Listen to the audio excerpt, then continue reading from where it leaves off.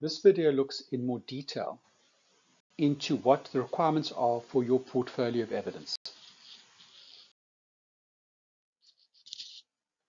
The evaluation of your portfolio of evidence is based on the requirements as set out in your designation description.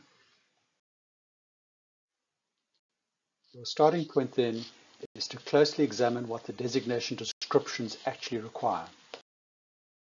SAQA has requirements that there are 3 sections common across all designations. Firstly, there is a requirement for an underlying registered qualification at a particular level.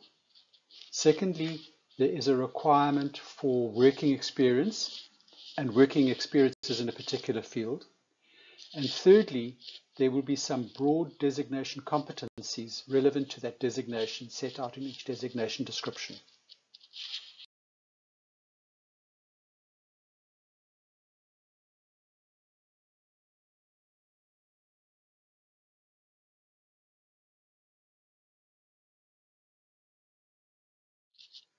Our designations meet these requirements. Each of them has a qualification specification, a workplace experience specification, and a set of designation competencies. So the work of a technician is typically in the skills development administration team in an organization. And they need to have a level 4 qualification. They need to have 3 years experience as an administrator. And then they need to be competent in administering plans and reports, capturing information, capturing data, coordinating skills development opportunities, and working with providers. The practitioners typically work in the middle of an organization. These people are typically learning and development managers, SDFs, facilitators, assessors, moderators. They're responsible for the implementation of learning.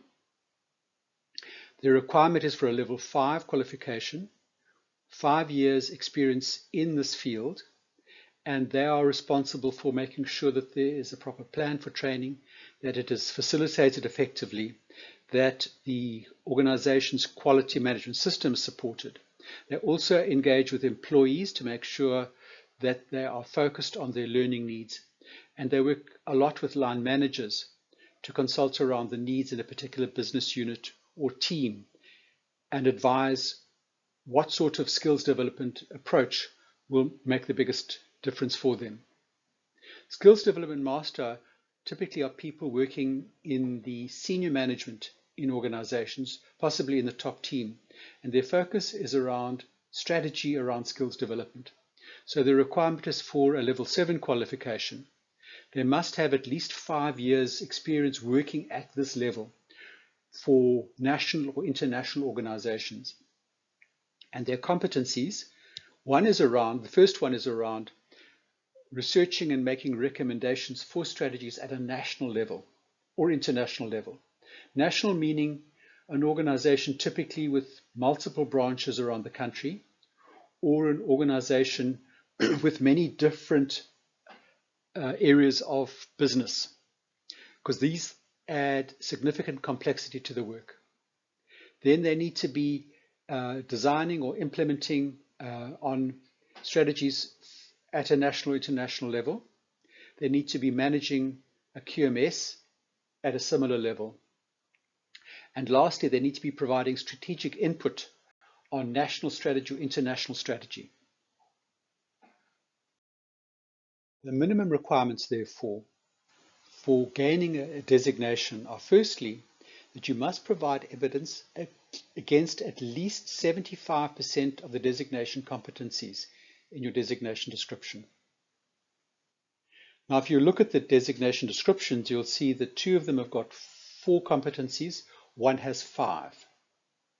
What it means essentially is if there is one area where you do not have working experience, you can ignore one of those competencies if you need to. Second requirement is that you must provide fit-for-purpose examples of your workplace experience for the designation competencies. So what that is telling you is that the exercise is not a theoretical one. Instead, what you need to do is look back over your working experience and say, yes, I have done that thing, and I can tell you about it. I can give you examples of what I did that show you that I know what I'm doing in that field.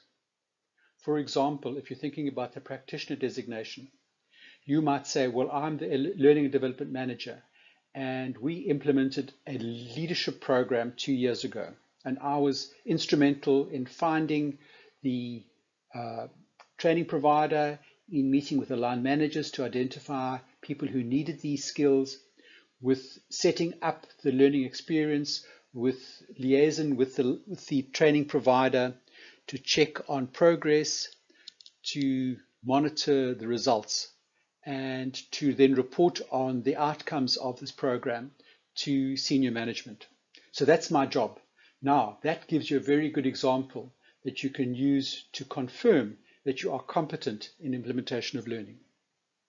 And the last one is the workplace experience must be over a period of at least the number of years in the designation description. And you'll have seen that there is a minimum of 3 years for the technician and 5 years for the other two designations. So your competence can't be just from examples drawn in the last 6 months or 8 months. It needs to be over that period of time.